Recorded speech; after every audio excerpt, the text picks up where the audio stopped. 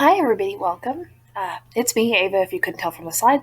And today I'm going to be talking a little bit about the historical setting in the Ladies' Guide to Celestial Mechanics. So, there are some really specific benefits that come from this particular historical setting. One, it grounds women's struggles and contributions to science within a specific history. Two, it references real same gender couples from the time period. And three, it subverts harmful historical tropes that existed in lesbian and same gender novels. So, firstly, let's take a look at Regency women in science. On the left, you'll see a portrait of Mary Somerville, who was the first woman to have a paper published in a scientific journal in 1826. She was also the first woman to be admitted to the Royal Society, which is an English society for scientists, as we would call them now. Though at the time they wouldn't necessarily have used that word, since the word scientist was actually coined for her.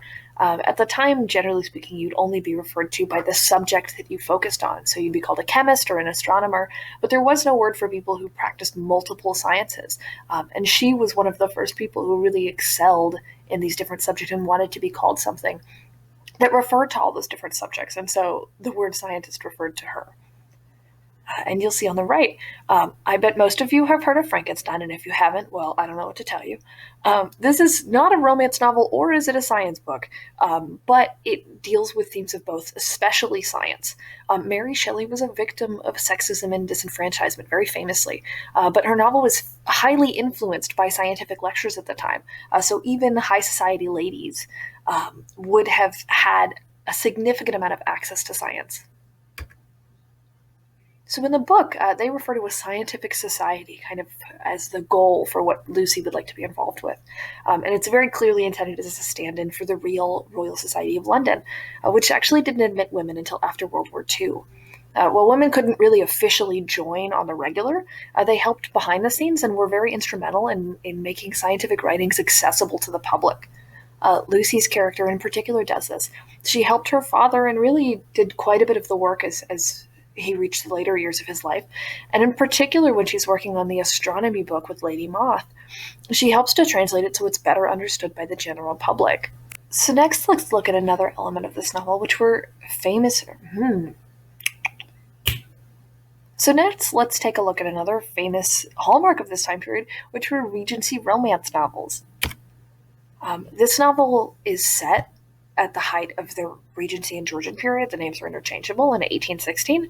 And this time was absolutely essential for the history of romance fiction. I guarantee you have heard of the novels Pride and Prejudice or Emma or anything else by Jane Austen, if even the name just rings a bell. Both of these novels, as well as several other in the period, really kind of set a blueprint for what a woman-centered romance novel would look like. Additionally, a lot of modern historical romances are set during this time period because of that reference to that idea of the romantic time period in these famous books. Another reason why this time period is particularly enriching for this story is that it's a time period that had a lot of prominent LGBT women. We briefly mentioned Anne Lister when we were talking about this book in the class, but she's a really good reference for this novel. She was an English landowner and was most famously accredited as one of the first out gay people in the UK's history. That's not to say that gay people have not existed, but they certainly would have kept it under wraps, given at the time it was actually illegal in most areas. Really just to do about anything. And another pair of famous women, though they were not necessarily as prominent in the Regency period, they would have been known by Anne Lister. In fact, they were famously visited by Anne Lister. These two ladies were said to be her inspiration. They never formally came out and said a statement that they were romantically involved, but most modern scholars would say that they were. So there's a pretty clear comparison of the characters of Lady Moth and her Aunt Kelmarsh to Anne Lister and these ladies. They're remarkably similar in terms of their historical figures and the specific time periods they existed in, with Catherine or Lady Moth being active during the Regency period, and Aunt Kelmarsh being significantly younger in the late 1700s. And Wade's comparison of these book characters to the real-life historical figures really strengthened its grounding in history.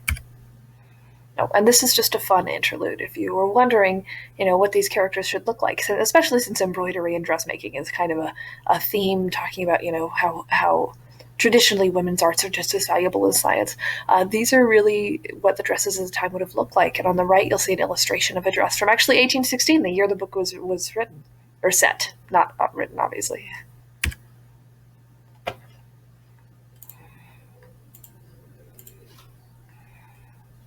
right, so moving forward, we can take a look at the real world history.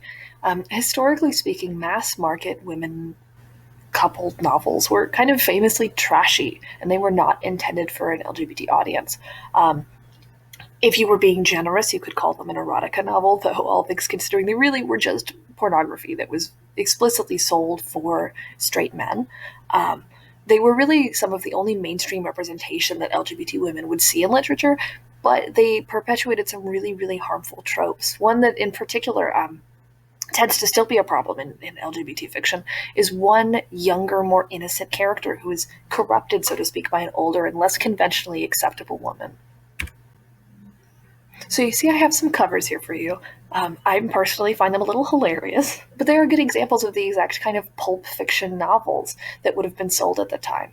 Um, there is a significant age gap, like these novels would have had, between the main characters, Lucy and Catherine. However, it's subverted, it's different.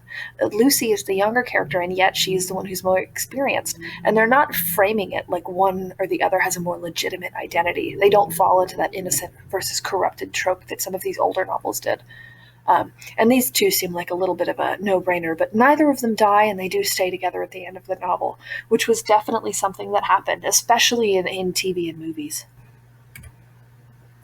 So, in conclusion, the historical setting of The Lady's Guide to Celestial Mechanic really enriches the reader's experience. That was my whole point of, going all over these historical references and the time period.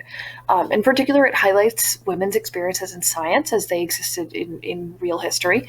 The historical tropes that kind of plagued same-gender novels are avoided and subverted, and the comparison to real same-gender couples grounds the book in history.